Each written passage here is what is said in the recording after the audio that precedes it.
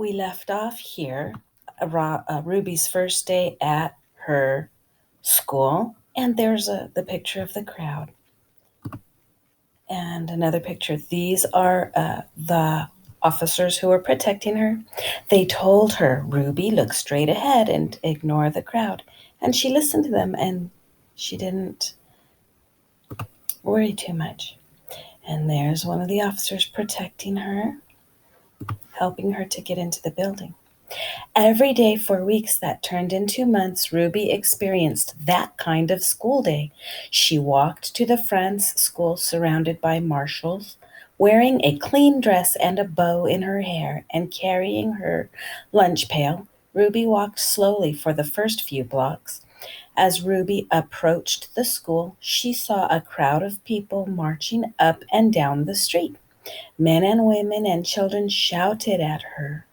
They pushed toward her. The marshals kept them from Ruby by threatening to arrest them.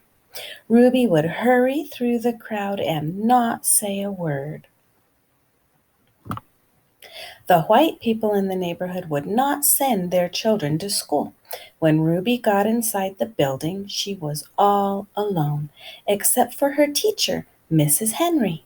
There were no other children to keep Ruby company, to play with and learn with, to eat lunch with. But every day, Ruby went into the classroom with a big smile on her face, ready to get down to the business of learning. And I see the quotation marks. This is the teacher talking. She was polite and she worked well at her desk, Mrs. Henry said. She enjoyed her time there. She didn't seem nervous or anxious or irritable or scared. She seemed as normal and relaxed as any child I've ever taught.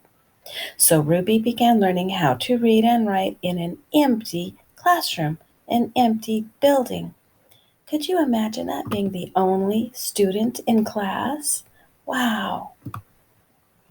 Sometimes I'd look at her and I'd wonder how she did it, said Miss Henry, how she went by those mobs and sat here all by herself and yet seemed so relaxed and comfortable. Miss Henry would question Ruby in order to find out if the girl was really nervous and afraid, even though she seemed so calm and confident. But Ruby kept saying she was doing fine.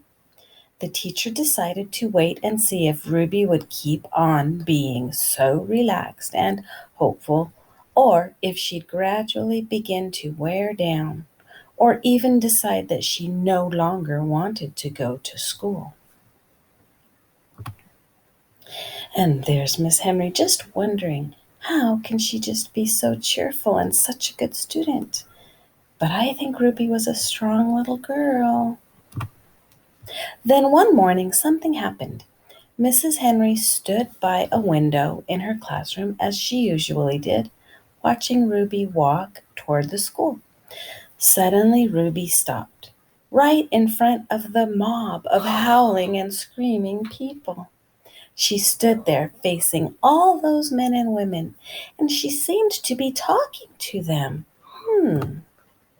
Miss Henry is wondering, what is Ruby doing? Mrs. Henry saw Ruby's lips moving and wondered what Ruby could be saying. The crowd seemed ready to kill her. The marshals were frightened. They tried to persuade Ruby to move along. They tried to hurry her into the school, but Ruby wouldn't budge. Then Ruby stopped talking and walked into the school. I wonder what she stopped for. There's a picture. She just stopped with all these people yelling mean things at her. And the marshals trying to tell her, come on, Ruby, let's go. But she was just standing there. And I bet you Miss Henry is going to ask. Yes. When she went into the classroom, Miss Henry asked her what happened. Miss Henry told Ruby that she'd been watching and that she was